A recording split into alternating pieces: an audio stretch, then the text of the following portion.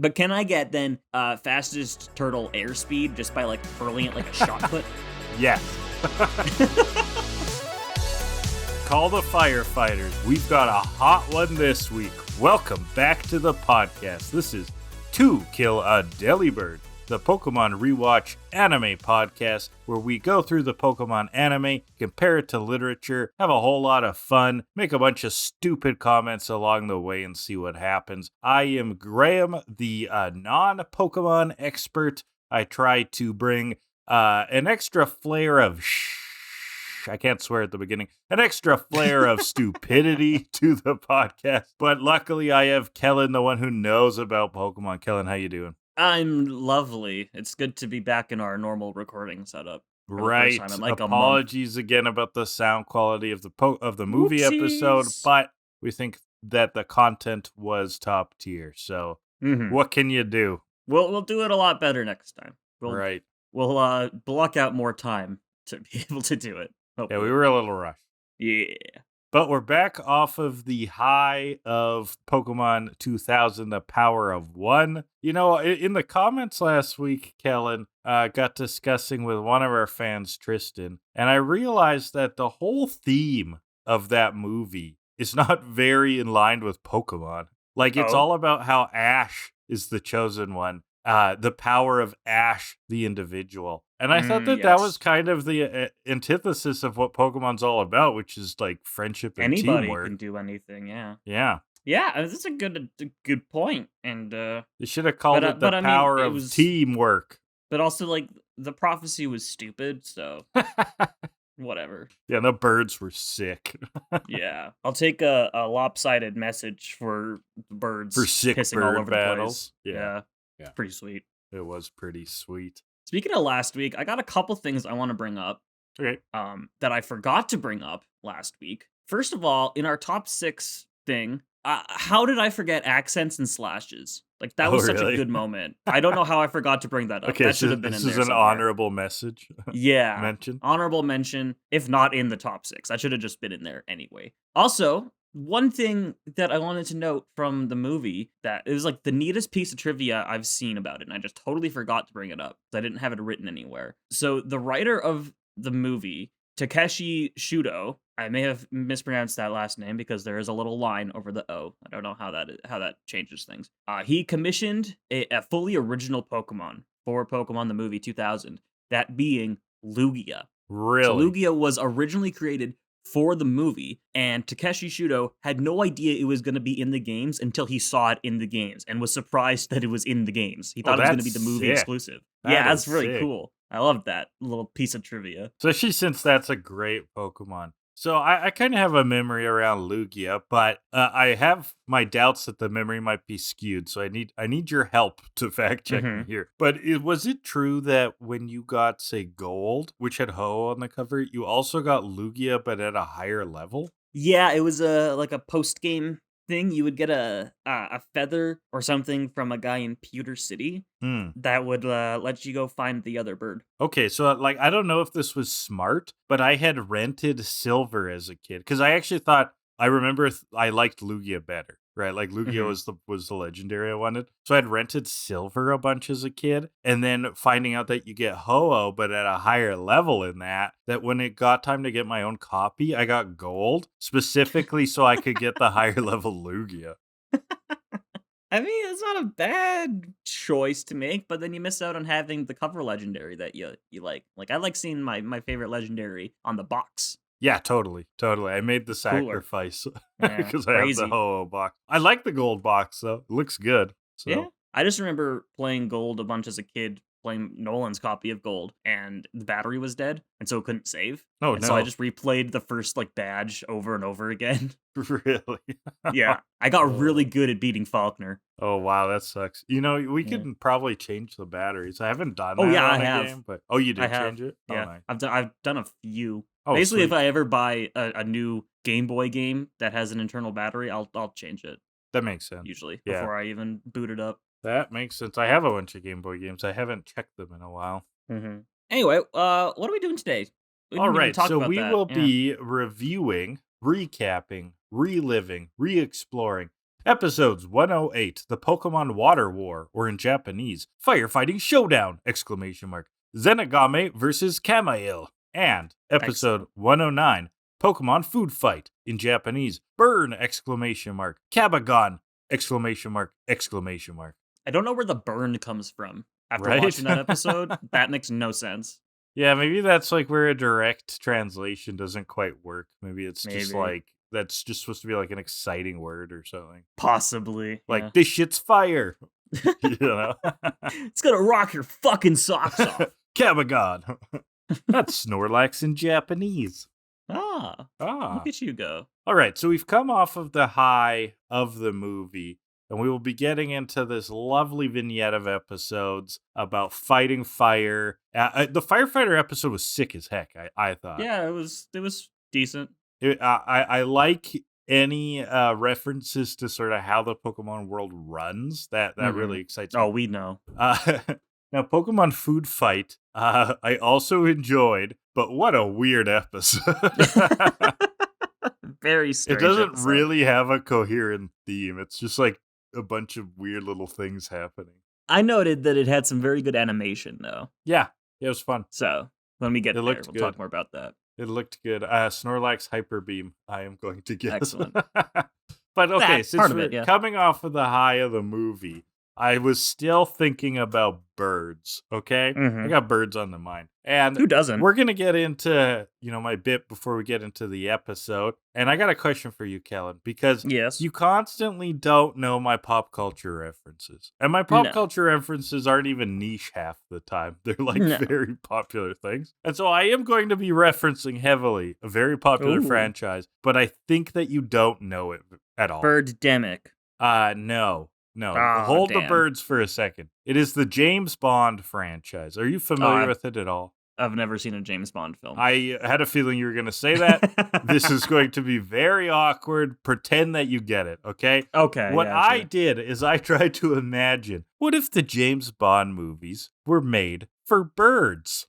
Okay, I wrote down the names of all 26 James Bond feature films and the main theatrical releases, but change their titles so that they include bird names or references to birds. Are you ready? I'm gonna have to tell you what the actual names are. I know a few of the names, so give me the bird name, and I'll see if I recognize the pun. Okay, all right. So my first one is for the flamingos. We've got Dr. Flamingo. Dr. No, right? Dr. No. Yeah. Amazing. This is in order of the movie. So, second movie, From Russia with Doves. From Russia with Love. Oh, bingo. All right. See how many of these I can get. Number 3, Goldwinger. Oh, Goldfinger. Goldfinger, nice. All right. I did a play in high school that was a secret agent spoof, and it had all of the major characters, like Maxwell Smart, James Bond. The villain's name was Silver Thumb, so I knew that. I knew that. Okay, okay. I knew there'd be some weird thing to let you in there, like, hey, they made that reference in Horton Hears a Who. Okay. Full House did a thing on this. Yeah. Oh my god. All right. Number 4, Thunderbill. I don't know that one. Thunderball. Oh, Thunderball. Thunderball is the movie. All right. Number 5, You Only Get Lice. I like that one. You only live twice. Yeah, you only live twice. Bravo. Okay. Get lice. What number are we? 6. On Her Majesty's Secretion Service. Is it on Your Majesty's Secret Service? Bingo. I've never heard of that one. Bird cloacas secrete a lot. That's not a very famous one. That was where George Lazenby played James Bond, and it was the single film he was in there. No, maybe. All right. Never heard of him either. So exactly. Number 7, Diamond Firetail Finches Are Forever. I don't know that one. Diamonds are forever. The bird name is the Diamond Firetail Finch. Oh. Yeah. That was weak. That was beautiful. Next movie, Live and Let Fly. Live and Let Die. Nailed it. All right. The Man with the Golden Eagle. Man with the golden penis. I mean, that That I've seen that movie, and it is definitely a penis metaphor. It's the man with the golden gun. Ah, gotcha. Next one. The spy who turtle doved me. The spy who loved me. Nailed it. Or the spy who shagged me in the Austin Powers universe. Right, exactly. I like baby. Austin Powers, actually. Okay. Next one. The bird in this is the spotted crake, which is a small water bird of the family Rallidae. Spotted crake. And the name is Mooncraker. Oh, no, I don't know that one. Moonraker. Oh, that's easy. Where they go to the moon. Okay. All right, next one. For your chicken thighs only. For your eyes only. Nailed it. Okay. How about this one? Hawk-to-pussy. Octopussy. Easy. Easy. All right. A cuckoo to a kill. I don't know that one. A view to a kill. A view. Yeah. That one has Christopher Walken as the villain, and it involves a blimp. It is very crazy. My blimp. I don't know. I can't think of walking right now. Yeah, I can't do a walk. Yeah, that is one of those. Hey, you're getting somewhere. Now say something about stick. I'm Christopher Walken. No, that's just my New Yorker. Walken here. I'm Christopher Walken. Now say something about shoving a watch up your ass for 7 years. I'm good. Okay. The Living Day Flights. I don't know that. The Living Daylights with Timothy Dalton. That's easy, yeah. Timothy Dalton was only in 2 Bond films. Another underrepresented Bond. Okay. Come on, Dalton. License to Quill Feathers. License to Kill. Nailed it. Oh, this one's good. The bird would be the common goldeneye, also just known as simply goldeneye, which is a medium-sized sea duck. So the movie is Goldeneye. I wonder what that one could be. I'm gonna have to say Goldeneye. Oh, it's Golden Foot. You shit. got it. You got it. Socorro Dove Never Flies. Love Never Flies. It's called Tomorrow Never Dies is the movie, but the Socorro Dove is a bird. Yeah, okay. All right. The world is top-knot pigeon enough. I don't know. The world is not enough. Oh, you're just throwing a bird in the middle of that one. Yeah, the top-knot pigeon. It works. All right. Sure, if you say so. I did the same thing for this one. So the bird is Doubleday's hummingbird. Die another Doubleday's hummingbird. Die another day. Die another day. Nailed it. Yeah. All right. Now we are in the modern Bond. Finally, we are stepping into the Daniel Craig ones. We're way too many of these. There's a lot of movies. The Casino Northern Royale Albatross. Casino Royale, yeah. Right, and the bird is the Northern Royale Albatross. No, I didn't throw the bird in there. I fit it in there. All right, the Quantum of Service Diving. You probably haven't heard of this one. Oh, Quantum of Service? Quantum of Solace. Solace, very yeah. close, yes. Yeah, okay. I knew that one. I couldn't think of it, though. Nice. What the actual name was? How about Skylark Fall? Skyfall. Yeah. I know the Adele song. Oh, that's a banger, too. It's pretty good. What a sweet song. Spectern. Spectre? And a tern are seabirds in the family Laridae that have a worldwide distribution and are normally found near the sea, rivers, or wetlands. Oh, fascinating. Right. Speaking of wet birds, pelicans are the weirdest fucking thing, aren't they? I just thought about pelicans again. I saw some pelicans. I did some traveling recently. We saw some pelicans. We saw some sea otters, too. Oh, I love sea otters. Yeah, those are dope. Sea otters are the cutest things. If I go biking down the bike path, I can sometimes see pelicans in the summer. Oh, it's heck just yeah. weird. They're big. They would just be ice cubes in the winter. Yeah. God, it's cold right now. Okay. Mm-hmm. Anyway. Last movie. No limestone wren babbler to die. No time to die. No time to die. Thank you.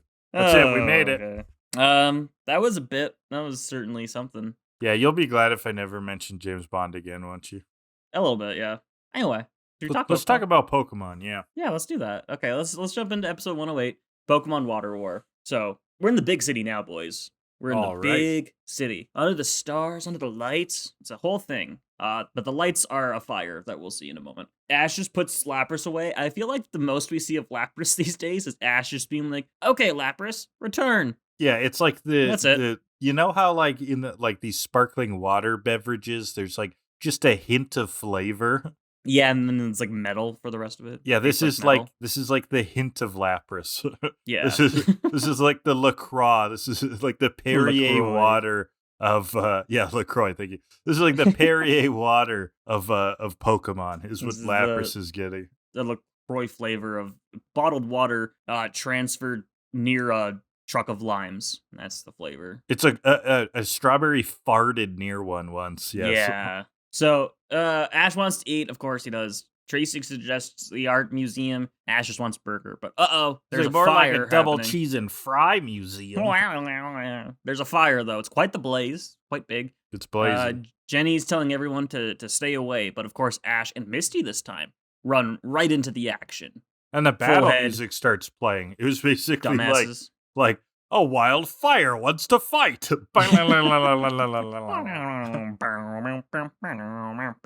Staryu and Squirtle go for a water gun. It's paltry compared to the fire. They can't do a damn thing. Oh, it's a big ass fire. This inferno do be blazing. Yeah, and nobody's dancing, so it ain't a disco inferno. No. It's a regular inferno. And which is boring. We want disco infernos only on this podcast. Gosh darn regular infernos. Get out of here. No one likes vanilla infernos, if you will. So the fire is catching next door, though. And that's when the firefighters finally show up.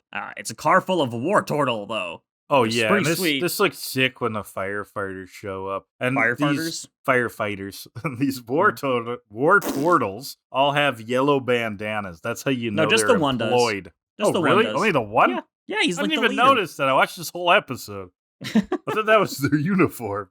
No, just one of them. Wow. It's like Squirtle's glasses, as we'll see. Hmm. It's special. So, but yeah, he's a bandana. It's cute. Love it. Ash dexes it, even though we've seen Wartortle before, the Blastoise episode. But Ash has a short term. He's a memory of a goldfish. He's like, It's for "What's the that?" kids, remember? I don't care about the kids. Oh, you heard it I here care first, about folks. continuity. Kellan doesn't care about the kids.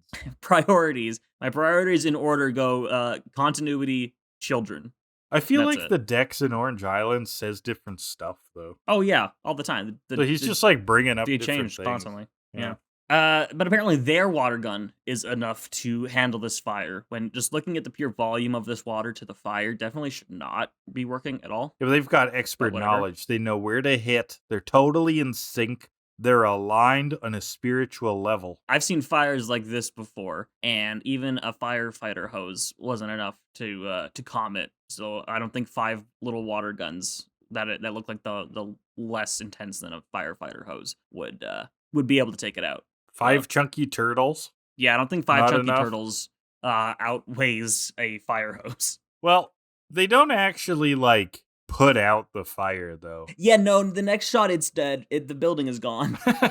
They stop it from spreading. Yeah, which I guess maybe that was their intent. Maybe. Because that's what back story here. When I was little, a hotel in my town burned down, and everyone went to watch. It was pretty fucking cool, actually. I don't think anybody died, so it's okay. Nobody died. But the hotel that is burned such down. a small town thing to do. Be like, the hotel's burning. Everyone's- Grab your yeah. popcorn. Everyone come down. I remember leaving Pokemon Coliseum on my GameCube, like my TV on, because I wasn't at a save point, so I just left it running while I went to go You went see and this saw the hotel burning fire, down. yeah.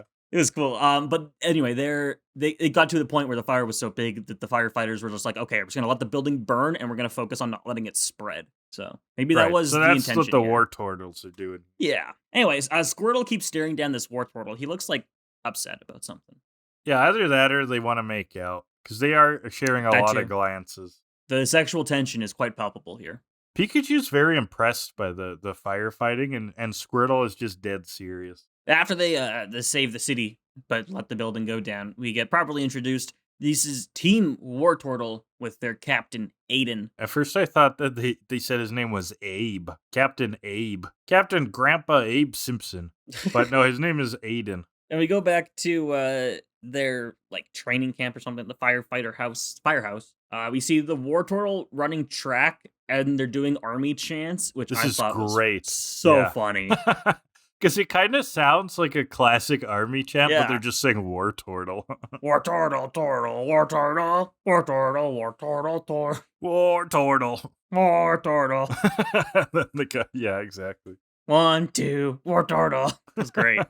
Love it. So we're introduced, there's 3 teams at this fire camp. There's the Wartortle fire team that we've met now. They also have Team Blastoise, who's reserved for their largest fires, and Team Squirtle, who they use for tight spots. Mm-hmm. Which begs the question, why don't they just bring all of them every time? I think they have a refractory period.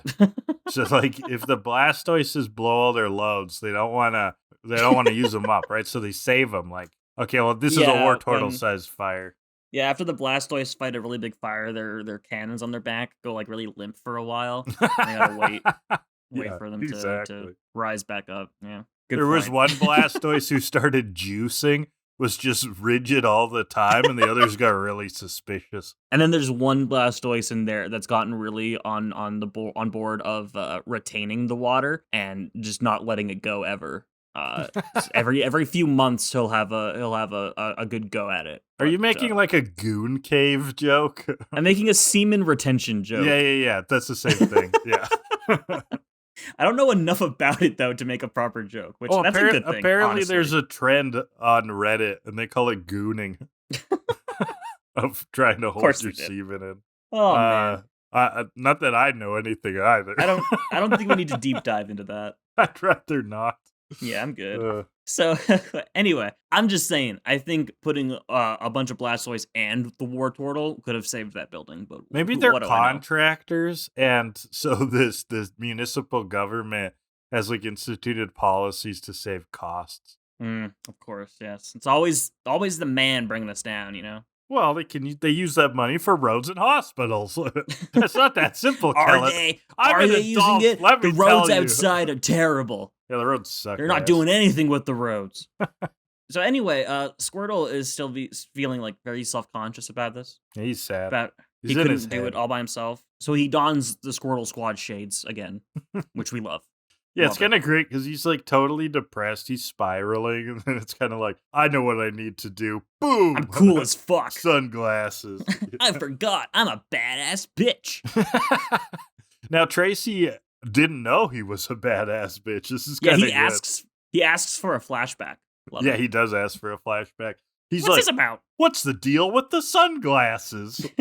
Thanks, Jerry Seinfeld. Yeah. What's the deal with the sunglasses? So Ash explains it, blah, blah, blah, Squirtle Squad. You've gone over this, whatever. He asks for a battle between Squirtle and Wartortle. Yeah, ask the captain. Now, the captain doesn't want to fight at first, but he doesn't want to kick Ash's ass. I mean, that's basically it. He's like, I'll murder you. Your Squirtle but he's will convinced, die. Basically, just because it does look like Squirtle and Wartortle want to have some friendly competition. They are staring each other down like two bulls at a barbecue. Two bulls ready to fuck. Sure. Yep. Now kiss. So Team Rocket's spine in, of course, from the bushes with their horrible little bush standees. Yeah. They got like cardboard spray painted green. It's great. Love it. But it works. Don't knock it if it works. I guess, sure. But they want Squirtle and Wartortle and Pikachu now. Yeah, Pokemon package. Veritable smorgasbord of turtle soup. Mm-hmm. And a rat. So back to the gang, then Squirtle is going to participate in the Wartortle training session, I guess. So he's starting to run track with the Wartortle to this really cute and poppin' synth beat. Yeah, I love the song. It was like a city pop track almost. Yeah, it was super cute. It was like, oh, sick, we're in Japan in the 80s. And then Squirtle trips on a rock and starts cartwheeling down the track. Bonks into Wartortle, and they go hurling past the finish line. Tracy notes, you're setting a new turtle land speed record, but Tracy, I'm sorry, I don't think that should count. Why not? Because they tripped and rolled. I don't think they established a new meta. They found a new technique. So you're telling me if Usain Bolt in the Olympics started somersaulting down the track and I guess somehow that went count. faster, yeah, because they have like no, it wouldn't, because they have like strict you have to be doing this form, don't exactly. Yeah. That's what I'm saying. That should not count. Okay, I see what you're saying, but that's because it's the event, like the 100-meter event. Tracy did not say this is a record for the 100-meter sprint. He said it's a turtle Pokemon land speed record. So, it could be true that this is the fastest a turtle has gone on land. So you're telling me if I stand at the top of the hill and I take a turtle and I bowl it down the hill, that I'm going to be in the Guinness World Records for my turtle having the fastest land speed? No, it has to be flat land. Okay, so sheet of ice. I curl it across a sheet of ice. That would be the fastest ice speed. Okay, well, now you're getting technical, because ice is still ground. It has to be flat land, okay? It has to be dry, and it can't be propelled by an external force. And if those things are true, then anything else goes. But that actually begs another question, is they could have used their water. They could have hydro pumped, and that should have counted. So, and I think we've seen Squirtle go faster, honestly, hydro pumping. So, Probably. Tracy, I think that's a Tracy bullshit moment. Nominated. Oh yeah, no, it's full on bullshit. But can I get then fastest turtle airspeed just by like hurling it like a shot put? Yes. Well, if it hurls itself, I don't think you can be involved. But in this episode, the rock was an extraneous circumstance. Squirtle wouldn't cartwheel without that rock. So yeah, I guess that's true. Okay, I'll give you the rock. I'll give you the rock. Damn straight. Eat shit. Let's move on.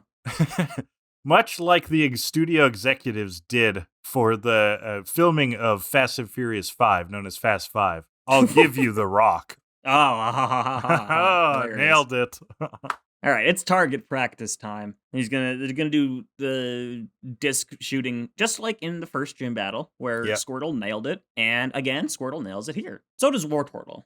They're pretty tied up here. Yeah, it's option C on the duck hunt menu. Yes. And then a little drone that looks like one of the discs lures off all of the Pokemon into a massive hole. Mm-hmm. And Ash who goes loves like, holes? Ash, she's like, where did this come from? Stanley Yelnats. Did he write Holes? I think that's the main character in Holes. I have not read or seen that. So. Or anything. Hey, I'm reading the Hunger Games prequel. Okay. I'm working on it. I'm just kidding. I'm trying to read. I know. You're doing great. You're doing great. Anyway, so Team Rocket emerges from this hole. Prepare for trouble because we played our role. Make it double because we dug this hole. Is your motto moments. Yeah, and then they've got all the Wartortle and Squirtle and Pikachu in a net, a giant net. Yeah, billions of turtles. Oh no, sorry, just Squirtle and Wartortle because then Meowth grabs Pikachu with one of those long extendo hands. Mm-hmm. Yeah, and says, "This should do handsomely." Which how that seemed so slow. You would think that at least Pikachu would be able to dodge that, but whatever. It was kind of funny to me because, he was basically just like, and now I'll grab Pikachu.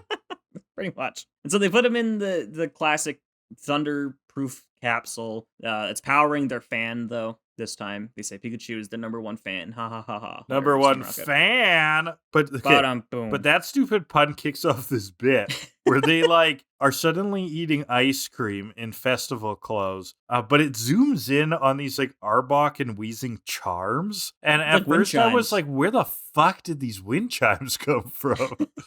They're just there. It's like the joke was so good to James that it created this altered dimension, right? Where they're in this peacetime realm. Yeah, because then they're in kimonos drinking tea or something. Yeah, eating ice cream, I think. It's weird. Yeah, that's what it was. It was very strange. I thought that the wind chime thing was going to be the whole bit. Then they were going to cut back, and it was going to be they're comparing Pikachu to Weezing and Arbok. Pikachu is this all-powerful electric fan, and Arbok and Weezing are just these lowly little wind chimes. But no, it's weirder. Basically putting them down, being like, you guys suck. But no, yeah, it is weirder. It's weirder, and they have a set of sweet sentences here. What a way to beat the heat. Nice and cool and sure is sweet. Before we go, here is a freezing, wheezy treat. They're talking about ice cream. And then Weezing. Weezing! Smoke screens. Scyther blows it all away, but they're gone. Scyther gets pretty tired during this. Yeah, they do. And Ash Scyther does this every time. Into the void. We will find them. Yeah, every time Scyther does one move, he gets really tired, and I always think that that's going to be a thing they bring back about oh my god, Scyther's exhausted, he's going to die, we need to get him to a Pokemon Center. And it's not, it's just him being old. It's just him being old. That's it. I think he just spins too much. Yeah. Like, he's not meant to be using whirlwind. I mean, it would take it out of me too. I get dizzy very easily. Well, exactly. Just like you I'm with shouldn't Scyther. you should have gone back for Pidgeot. Like, Probably should have. Well, no, he said he was going to do that after they got back from the Orange Islands. yeah, but we know he's lying. But we know, yeah, Ash is a filthy I'm fucking. calling him out because you told me about it. Anyway, a cabin in the woods next. We see. Team Rocket and Team Rocket finds a house. occasionally, when they get away with a Pokemon for a bit, are just like always at a cabin in the woods. Yeah, I like to think that they just murder the people who own it and steal it. every time. Yeah, why not? Mm. It's fun. That's some hillbilly murder show kind of stuff. Anyway, Pikachu keeps powering their fan. He does not stop trying to break out of these things, even though it's quite fruitless. Meowth has a good pun. He says, at last the boss will have to put his money where his Meowth is. Meowth is.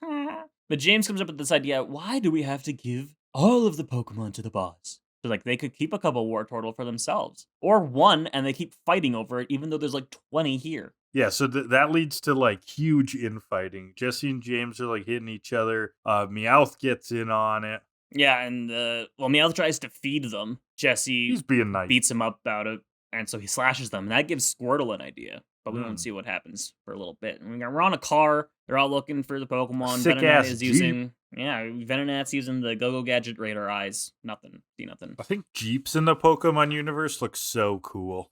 Yeah, sure. Okay. Aiden gets a call. There's a fire downtown. And he's like, yeah, I know.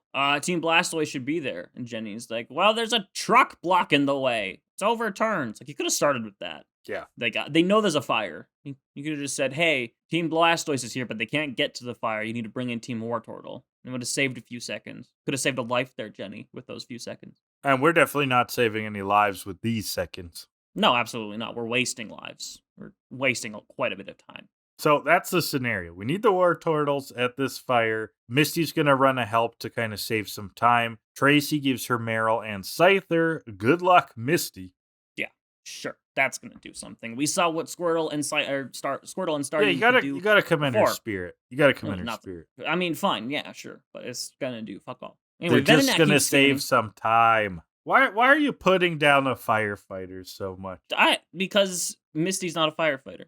Oh, that's true. Actually, they shouldn't have let a random kid. Yeah, that's feels like a liability issue. Yeah. Anyway, Venonat keeps scanning, finds the balloon. Finally, we go back to Team Rocket. They're still bickering over who gets to keep the Wartortle again, as if there aren't like 25 of these things. Yeah, Meowth's slashing too. One good Pokemon deserves another Pokemon, and they're like, Pokemon aren't for other Pokemon. Like, it's very dogmatic arguments. Classist. Yeah. And then all the Wartortle and Squirtle flood the fucking place, which is pretty sweet. To the electric guitar gym theme. Love that. Now, I think it's James yells, we're all wet. And it's like, yeah. Thanks. The whole place is flooded. Thanks, Einstein. And so the Wartortle and Squirtle start leapfrogging in the net to move along, which was lovely.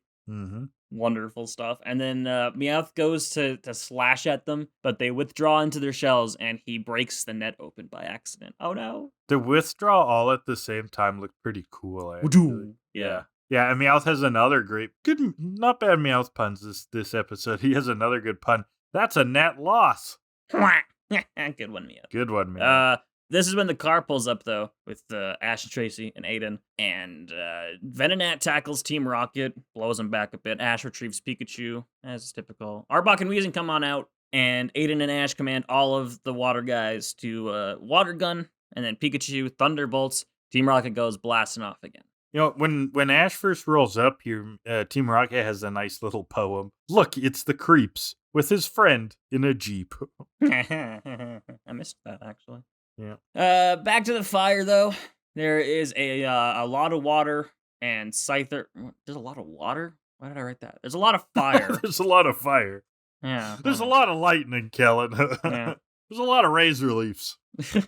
And Scyther is breaking some debris that's falling from the building. I don't know how helpful that was. I thought he was going to, like, try to whirlwind to blow Well, he's tired out. of spinning. Yeah. He looked really tired. But a piece of flying debris nearly crushes Misty into the dust. when That Captain Wartortle liability point was and good. Squirtle save her. Whatcha? And as the Wartortle gang, Team Wartortle comes riding in, and in the background we see a Blastoise moving a truck, which they couldn't have done that before. I don't know. Maybe it's just like, I don't know why I'm defending this so much, but like I feel like you're really harping on this episode. And there's some really stupid shit going on here. Well, I think it just takes time to move a truck. He seemed to be doing it pretty quick. Like he was pushing it and it was moving. It was sliding along the ground pretty easily. Anyway, whatever. A kid calls for help from the balcony, to which I say, we haven't seen this kid yet. Where's this kid been? Yeah. Oh, that's terrifying. So there is a kid still in the building. Now, the Blastoise have gotten through, right? So we have this nice scenario here. Our Squirtle and the Bandana Wartortle, they're going to team up and they're going to save this kid. They jump on the Blastoise's cannons and he shoots them up to the building. It's pretty fucking cool. It's pretty sick. Pretty sweet. They get to the kid who I feel like, considering the size of this inferno and how long it's obviously been burning, this kid should be dead by now. Yeah. He wouldn't be looking good. Especially if he's been inside the whole time until he comes out on the balcony. That gets you, isn't it? Yeah. But maybe he was on the ground the whole time, like lying flat, because that's what you do to avoid smoke. With a wet rag on your mouth. Yeah. I don't know. I mean, kids in this universe are pretty fucking stupid, so I think he should probably be dead by now. Maybe anyway. He's a Ditto. Oh my god, of course you go there. They're everywhere. They've infiltrated. So Wartortle's got the kid, and they're trying to make their way out of this house when Wartortle nearly falls through the floor. Or he does fall through the floor, but Squirtle catches him, pulls him back up. And Squirtle almost has a door fall on him, but Wartortle blasted it away. It's a nice moment of, they're saving each other. Very cute. Love it. And then from the outside, we see a classic shot whenever there's a fire in the show of the blazing inferno, and from within we see Squirtle and Wartortle as silhouettes come marching out of the fire with the child in tow. Yeah, and then they do a sweet ninja jump, freeze frame. Freeze frame. Cool. Yeah, seemed very very weird, but it was neat. It was very action buddy cop. Like cool guys don't look at explosions. That whole song. And then the kid reunites with his mother, to which I ask, where the fuck have you been this whole time? At work, Kellan. And she just got home? Yeah. This is the middle of the night. Who was watching this child? She had no other choice. She can't pay for childcare. She took a chance. It went poorly. He tried to make a grilled cheese and set the whole fucking building on fire. Times are tough. And you should not be shaming this woman for trying her best. But social services are coming now. Yeah, CPS is on the way. So Squirtle and Wartortle shake hands. And I guess the fire's been saved. Squirtle realizes, hey, he's not totally worthless. I'm still a badass bitch. And then later, Aiden asks where the gang's off to. They're off to the port to get to the next island. Blah blah blah. Squirtle and Wartortle shake on it again. Everyone salutes at each other, and that's the episode. Yeah, and also, we never noted. Bunch of saluting. We never noted, though, that we never hear it in the episode, but this is a Scorbia Island. Oh, okay. And I am wondering... Is that a fruit? I'm looking it up right now. No, it's named after absorbic acid, which is in fruits. So it's named after a thing in fruit, yeah. Well, it's orange affiliated. Yeah. Well, they're really getting kind of arm's length now. They're running out of citrus. Right, they were going to have like pulp land or something. Anyway, that's the episode. All right, so let's get into Literary Hour. The book that I'm going to feature is called Young Men and Fire by Norman MacLean. Norman MacLean, most well-known, I believe, for A River Runs Through It. But this book, a 1992 book, was actually published posthumously, I believe, and it was something he wrote late in his life. It is sort of a non-fiction book about Norman MacLean doing research into this fire called the Man Gulch Fire from 1949 in Montana that killed 13 firefighters. Basically, in the valley, I believe the fire sort of took an explosive time where it spread like a whole bunch in like 10 minutes and unfortunately killed some firefighters. But it's about how the battling in this fire and how the government, I guess, changed some policies to kind of be smarter about saving lives during fires. But it's really dangerous stuff. I have not read this book, but it sounds really good. So yeah, shout out to a book about firefighting. And shout out to actual firefighters.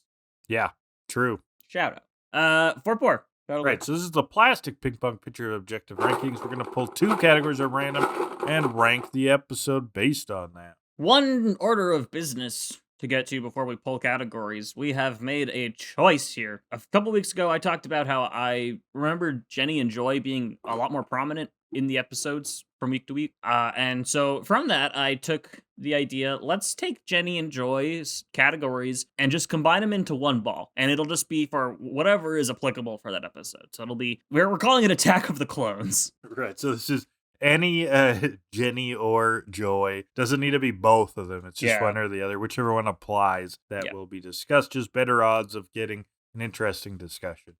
Yeah, all right. So let's pull first category, which will be the anime mom energy. Now, there is no mother here. There's one mother. Oh, there is a mother. You're right. The one that you had unfairly chastised for being in a traumatic and tragedy situation. I don't know, man. I don't know. Why wasn't she there 2 minutes prior being like, my son's in there, my son's in there? She's going to hate herself for the rest of her life, okay? This mom is doing her best. Did she ditch him in the house? For cigarettes? I'm just saying. No, I think this poor lady was doing her best. She thought that he was already out, okay? He had told her he was playing at Fred's, all right? When really he was sniffing around for his dad's Playboys. This woman is doing her best, okay? Sure. Why can't you give it to the poor fictional anime mom? You can go with that if that's what makes this you feel podcast better. Supports single anime moms. I know I mentioned a dad, but she's actually single. We do, but at the same time, where were you? 8. We love anime moms. 3. Fuck you, man. I'm making my own podcast that's just about anime moms. Yeah, you do that, you weirdo.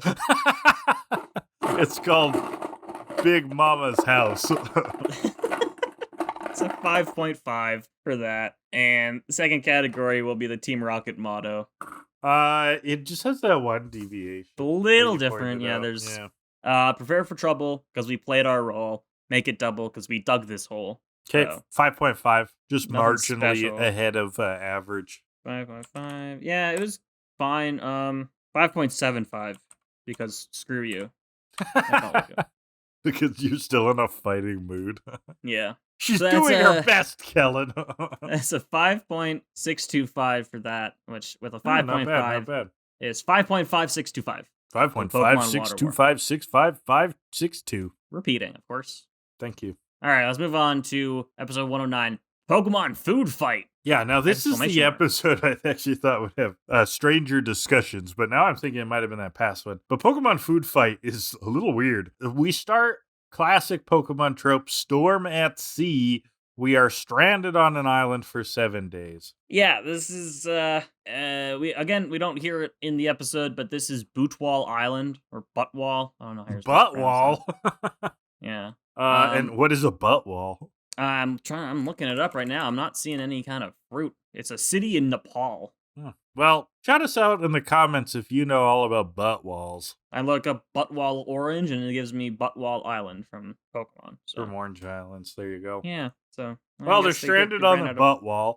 Ash thinks that they're going to be stuck there forever, and there is a concern, as Misty points out, that they could run out of food for them and the Pokemon. Now, Tracy, though, is trying to be useful. He's trying to be useful, but yeah, he's a douchebag. There's plants there that Pokemon can eat. Yeah, he's going to scavenge for some flora, and then yanks a boy out of some rocks. He did yank a boy, yes. Weird. And so Ash seeing this child, because Tracy's looking in the guide. He's got a guidebook about which flowers to pick. Yeah, and so Ash looks at this boy and he goes, "Is he in the guide?" That was a good one, Ash. That was a good one, Ash. Good one. So this is fucking what's his name? Gulzar. Goku or something? No, it's Gulzar, which is crazy. That sounds like the name of a Pokemon. Gulzar. Yeah, that is. Okay, if that's your name, sure. Yeah. He's a grass trainer, though. That's Yeah, why and he has flowers on his head. flowers on his head. That was why, like Tracy was pulling at what he thought was just planted flowers, and it was a kid. A very Pikmin sort of situation. Yeah, no? very true. But like, just imagine that you're going out to your garden. You're gonna pull up some potatoes. I need some green onions for supper, and Whoop, that's a baby. Okay. oh, it's fucking Galzar again.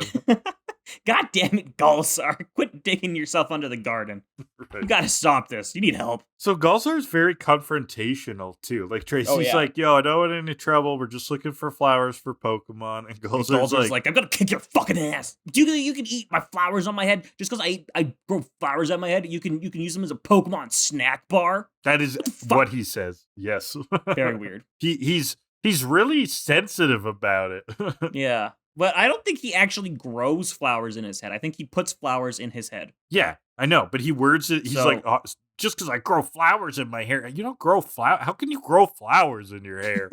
You have flowers in your hair. Yeah, it is something else. Okay, but whatever. So he challenges Ash to a battle. He sends out a Gloom, which Ash dexes it for like the third time. But the dex this time is like, Gloom is weak to fire and flying types. So Ash is that like, the first time the dex like tells Ash match type ups? I don't That doesn't think so. happen very often. I want to say it has. It before, probably has happened, but it's not that often, right? No, not at all. So he's like, oh, hell yeah. I'm going to use Charizard. This is sweet. And so he sends out Squirtle by accident.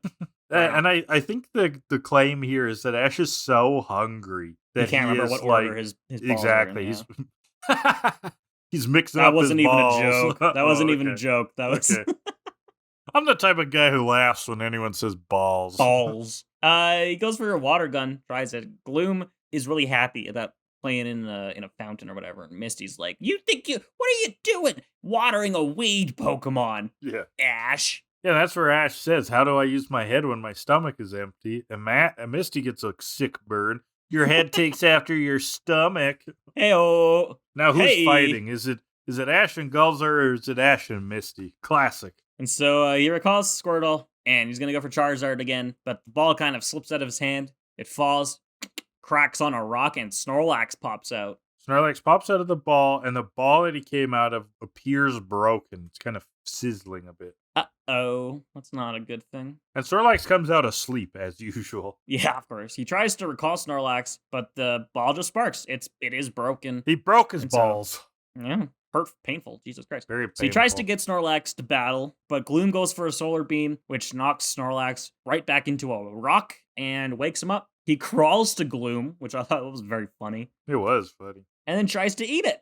Ash is kind of screaming, "You're here for a battle, not breakfast." But he's straight up trying to eat this Gloom. And then he actually does eat Galzar's flowers and his lunch. Yeah, Gulzar, that's his name. Galzar. But you can call him whatever you want. I'm fine with Gorzon. Fucking Gorzon.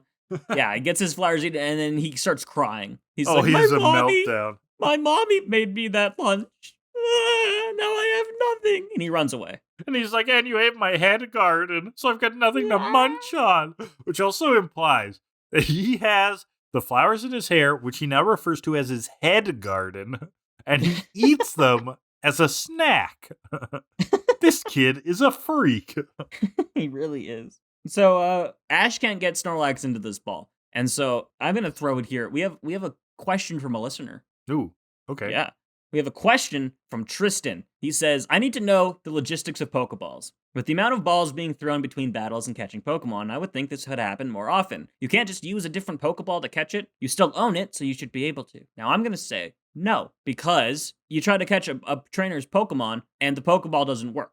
Right? Right. And so I think the Pokeball is intrinsically tied to the Pokemon, unless you go to like a Pokemon Center, maybe you can transfer the ball. Yeah, I think they have like a bio ID function. Mm-hmm. In them. Yeah. I don't believe you would be able to just transfer on a whim from ball to ball. So. No, you can't transfer your balls. Nope. But thank you for the question. Anybody, please email us if you have questions about the episodes you would like us to discuss at killadeliverbird@gmail.com. So we got to get to a center to fix the ball. Yeah. But the nearest center is a couple miles away, and it's over a mountain. How are we gonna get Snorlax over there? Snorlax is out of the ball. He can't be put in another ball. He's asleep. Got to get him over the mountain. That is the first dilemma of the episode. This is where this episode confuses me because it made it seem to me like this was going to be the whole thing. Spoilers, it's not. It is a major thing. But wouldn't the smarter thing here have been make Tracy or Misty go over the mountain, go to the Pokemon Center, fix the ball, bring it back, instead Yeah. of hauling this 1,000-pound sleeping giant up a mountain? You know what? I've been trying to defend this show, but you're right, Kellan. Mhm. Thank God. That would have been better. I mean, it's like in every fucking sitcom though, where you're watching and you're like, person A just needs to explain what they think the sentence means, and person B needs to explain what they think the sentence means, and then they won't have the misunderstanding that is leading to this whole episode. You mean any episode of any 90s sitcom ever? And older. Like any Three's Company episode, any like half of the Cheers episodes, every Friends episode. Yes. Oh man, yeah, it's quite something. Okay, so they're gonna start trying to get Snorlax over this mountain by doing that thing where they like roll him on logs and then transfer the back log to the front. And Misty's doing a great job moving the logs. Yes, she is. Ash is claiming that he's tired though. Then he's like, "No, I'm not tired. Pikachu's tired." And he goes to Pikachu, and Pikachu's very tired. Yeah. But Tracy finds an apple in his pack. He has the idea of, hey, let's use this like bait. We're gonna run ahead of Snorlax with this apple, and that'll get Snorlax up the mountain. And Snorlax wakes up just long enough to raise his head and eat the apple off the fishing rod. Immediately. I gotta point out this animation that happens there. It was great. So when Snorlax eats that apple immediately, Tracy like screams and it does this like weird zoom out where he's like at a weird angle, and it was oddly well animated. He's lamenting what has happened. Yeah, it's something. It's a good bit. But Misty wants to try the lure. You know, when a fisherman doesn't have any bait, what do they use? They use something fake. And so if someone dresses up like food, Snorlax will only see it as food, and they can run him up the mountain. And this leads to the best bit of the episode. Oh, absolutely. And Misty's like, you know what, Ash, since it's your Pokemon, and Ash just willingly volunteers. He's like, I'll be the bait. I'll do it. So Ash. And so they put him in this apple costume, which, where the hell did this come from? Yeah, where did that would be hard to construct. Okay, Ash was so deliriously hungry that he was mixing his balls up. But he can now construct an apple costume. They have time for an arts and crafts project? A fairly sophisticated one, A very good one. Yeah, it looks very good. So now Ash is an apple, and it's hilarious. Yeah, and then he's like, and then Tracy's like, Snorlax, wake up, it's time for a snack. And Ash's like, wait, what snack? Oh, it's me, Ash. I thought you knew the plan. We talked about this. Yeah, maybe it was that snack had suddenly really rammed into his brain what exactly was happening. Yeah. What sort of threat he was under. And so Snorlax wakes up and gives chase to Ash, and Ash runs up the mountain. Tracy yells that it's working, but he's just drawing pictures of it. Yeah, Tracy and Misty don't think they should, like, go along to protect Ash in case Snorlax tries to eat him.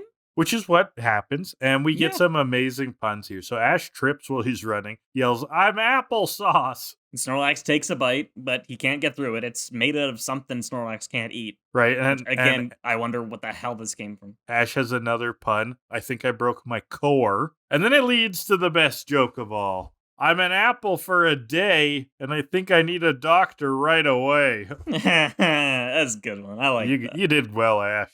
Good job, Ash. You did a good. But they need a way to get Snorlax down this mountain now. They got him to the top. They need to get him down the mountain. Luckily, there's a little river, so they're gonna construct a raft. Yeah, makes sense, I guess. But also, like, I feel like Snorlax is probably pretty buoyant. They could just float him down. They could have just made Snorlax the raft. Yeah. Actually, can't Snorlax learn surf in some Yeah, he can. Oh, yeah, there you go. Anyway, well, they don't. They make a raft, and it's working a little too well. They're starting to speed down the river. They're going fast, picking up speed. There's a waterfall right up ahead. They don't get out of the way of it or anything. They go right over the waterfall. They just eat it.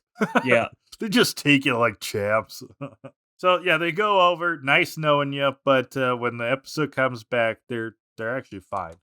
No, they're drowning, Graham. Oh, right. They're They're drowning. panicking and drowning. And this is when Gonzo comes back. And he's Gonzo for the he's like- Muppets. guys, just stand up. And Tracy and Misty and Ash and I think Pikachu go from neck deep in this water, panicking that they're drowning, to standing up in ankle deep water. So presumably the water was deeper around the waterfall, right? Because Maybe. otherwise they would have hit the ground and died. Yeah, they would have fucking died. But like Snorlax is laying there, and it's barely like an inch up on Snorlax. Right. So it's very, very shallow. But I'm thinking they hit the deeper water and floated to the shallower water. They would have known that it was an inch high. I'm not saying they're smart. But we've never claimed that. Let's make that clear. Anyway, there's another piece of convenience here, though, because they're still like, we gotta get to the Poke Center, and Gulliver is like, well, we're there. Yeah, it's the right Poke over Center's there. at the lake that they found. Well, there's a big crowd of people waiting for something, and Garbanzo Bean is like, this island doesn't have an airport or a seaport, so the deliveries come in by plane. Ash is thinking that everybody broke their balls, but Galileo says that there's not that many people that dumb. Yeah, and also, but like, it doesn't have an airport, so it comes by plane is a sentence that makes no sense. We'll see. We'll see in a bit, but still, that dumb. Okay. You'll see. Anyway, their shipment of supplies is late. That's why all these people are waiting at the center, because they need Pokemon food. They're all out of Pokemon food. Joy lets us know the shipment left just a few minutes ago, and it'll be here soon. And we see a plane. And then Ash thinks what I'm thinking. If there's no airport, how is this plane going to land? And so the plane does a cargo drop. It's pretty cool. It's pretty sick. Right, so the package has a parachute on it. It's falling. And this is where we get Dilemma 2 of the episode. Now, Team Rocket is nearby. Okay. Yeah, they got to show up at some point. Right. And Meowth, though, looks a little bit different. He has a mech. He's got his own little mech. He's got his own little cat mech. It's like Meowth robotic, but he's inside of it, and it's actually kind of sick. It's pretty great. He launches a missile grabby thingy at the supplies and pull it into them, and everybody goes running off in chase of these supplies. Right, and we get the chant, prepare for trouble, but not for brunch. We're about to steal this big box lunch. Nailed it. Lovely. Then they go into the regular chant. It ends with Meowth the Mechanator doing a sick-ass Dragon Ball pose. And I'm prepared to fight all night. Oh, yeah. Yeah, and the Meowth Mechanator has some pretty sweet fucking moves. Yeah, I'd like to see that in a game. Oh, yeah, absolutely. It's like an item. You can give your Meowth some mech.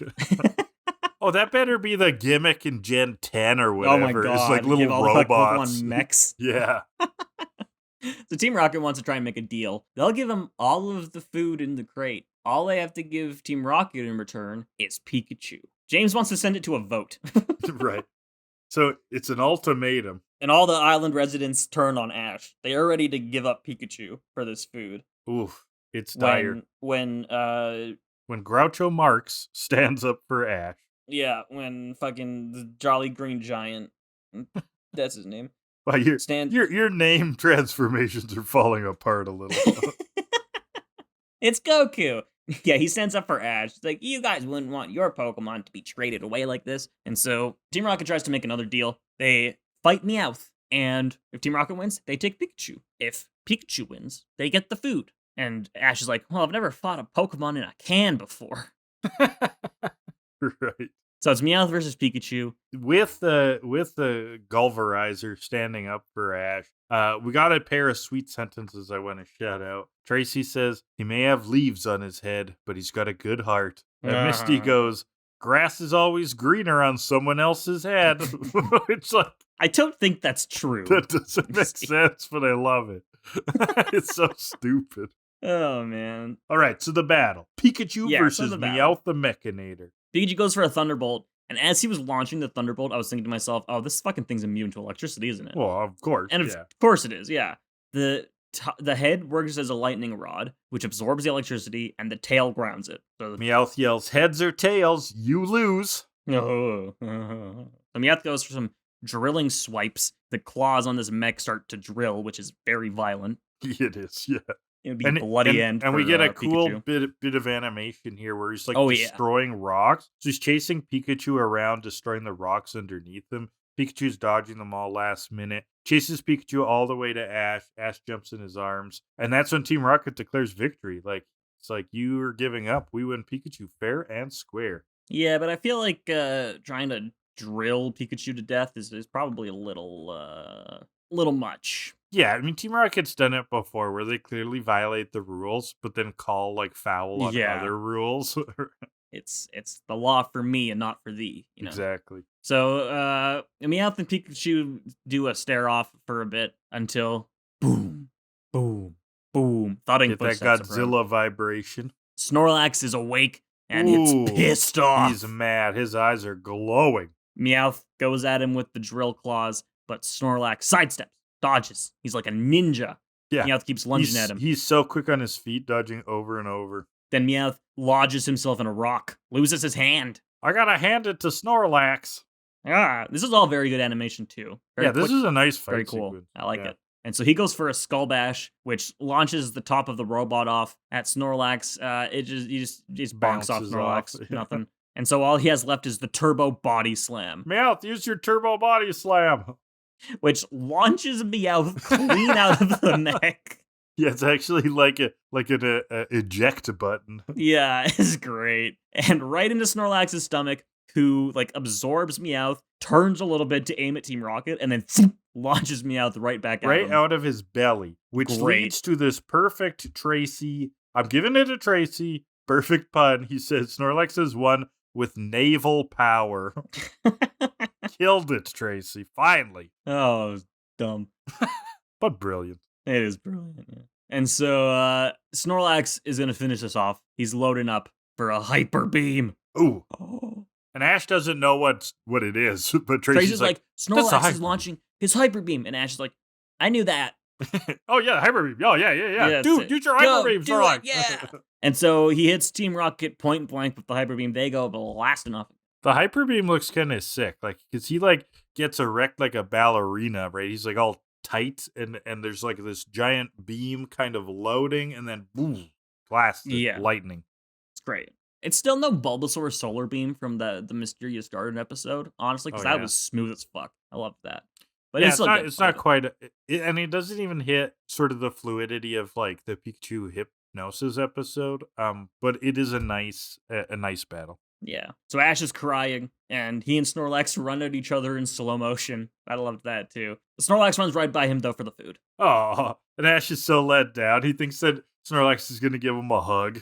Snorlax, you little rascal. He eats a bunch of food, goes back to sleep. And back at the center later, Ash has his ball fixed, and can finally recall Snorlax. Thank God. The whole mess is over. Nagulzinator apologizes, says that Ash is actually a brave. Giggles McDimples apologizes to Ash. Wants to fight him again, though, someday. Someday. And the gang is back off on Lapras. The seas seem to have calmed from the beginning of the episode. And that is the episode. All right, so let's get into literary hour. What theme? So the theme that I focused in on is this idea of having motivation on a stick. Trying to use food or some other bribery to get an animal to do something. And this is a little bit of a trope. So found a mythological trope, possibly, older story. So a tale of Alexander the Great, who flew on 2 griffins in obviously a fake saga about him. 2 griffins to a chariot and tempting them to fly up with pieces of meat on sticks. There's also a Jack Vance novel called Kugel's Saga. This is from tvtropes.com, where in this world they power ships by large worm-like sea creatures that are bound to either side, and they hang bait in front of the ship to manipulate them. So yes, that is my tropes. Wasn't Alexander the Great a real person, though? Yeah, but he's like one of those people who was like sort of mythologized in some ways. Yeah. Because he never lost a battle. It's complicated, but they basically but they even like people around him told him that he was like a chosen one kind of thing. And then in like the myths of the world shall turn to Alexander. Exactly. in the myths of okay, Alexander the Great was Greek, but Greece wasn't even a country then. I think it was like Macedonia he was the leader of. But yeah, he became like a greater than life kind of person, like folk tales were told about him. Like I Paul see. Bunyan or something. Yeah. All right. Well, shall we rate? Yeah. 4 time, let's get those categories. First category will be the originality of the episode. Oh boy. Huh. Well, The mech is pretty original. the mech is pretty original. Like, mechs as a let's talk about concept originality first in but- terms of like originality to Pokemon. We haven't had a we gotta move Snorlax from A to B episode yet, have we? We've gotten We gotta need to wake up Snorlax. We had to put him to sleep. But we have to move him. yeah. So that is new, Kellan. Technically, yes, it is.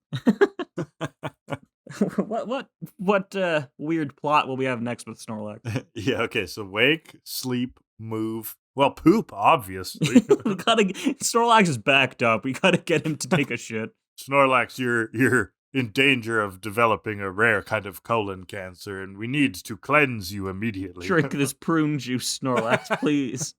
Oh no, but now we have a secondary problem. If Snorlax shits, the sheer volume of all the food he eats will suffocate the island. I can't wait for that episode. That's gonna be a good one. That would be the crap you get if we wrote Pokemon. Hire us. The crap you get. Yeah. Ew. Okay. I don't know. I'm stuck. I think those arguments are good. Was it original in any other way? I don't know. I still think it lacked a strong theme, which is original. I'm stuck, Kellan. What are you going with? The mechs as a concept aren't original, but the mech being the small thing for Meowth specifically, that was original. The Meowthinator was pretty cool. It was cool. The bartering for trying to get Pikachu, that was kind of different. Trying to get the crowd in and turned on Ash. These are actually decent points. Yeah. I'm going a 7. There's something holding me back that's not like it's a tropey episode, right? Yeah. So there's something holding me back from saying, oh, it's really original. But it's at least, it's enough that it's leaving me a little dumbfounded. I'm going to go with a 7. The ball breaking, that's the first time we've seen anything like that. Oh, 7.2. So, 7.2. I'll do 7.86. Why 8.6? I don't know. Fucking felt like it. Because 7.86 are you persecuting me about this? Minus 7.2 is 0.66, right? Route 66, highway in the United States. It spans Nevada. It spans Mississippi. Mississippi commonly has eyes in it, and Snorlax has eyes. I get it. Sure. We'll go with that. Thank you. That's a 7.53 for originality. Yeah, we got one more category, right? Final category will be Meowth's puns. Oh, I said they were good, right? Or was that at the last episode? I don't remember, actually. I was really hoping to pull animation. Yeah. He's got... I gotta hand it to Snorlax when the hand gets stuck. Heads or tails, you lose. Heads or tails, that one, Kind of a pun. I don't want to be destructed. Oh, that's not a pun. Tracy's got the best pun with naval power, unfortunately. Yeah, heads or tails, you lose. You said that one. I didn't have any others written down. Ooh, crap, that might be it. That might have been the last episode I was thinking Meowth had the best pun. It was the last episode. Ugh, unfortunate. It looks like some decent happens. Ones. Yeah. Yeah. So we got heads or tails, and we got to give Snorlax a hand. I'm going to go with 5. Yeah, it's fairly middle of the road. It's good. 4.999. I'm just going to put 4.9. Well, that's 4.95 for Meowth's puns with a 7.53. That is a 6.24. That's a solid score. Yeah, it's all right. It's actually a little higher than it deserves, I think. I like this episode. I thought it was fun. I mean, I like it too, but it's also like a nothing of an episode. I mean, it leaves me so confused because it's kind of cool and it has these like funny, fun moments, but like, what the fuck, man? They should have just walked over the mountain. They really should have. They should have avoided everything. And what the hell is with Gulzar? He's weird. Fucking Gonzo. What a fucking guy. Gonzo. Yeah. All right. That's it for this week. Yes. What are we doing next week, Kellan? What next week, the episodes? We got a triple, baby. It's a triple, baby. To line things up for the end of the season. So we're going to start off with episode 110, Pokemon Double Trouble, or in Japanese, Tag Battle, exclamation mark. The final gym, double exclamation mark. Wow.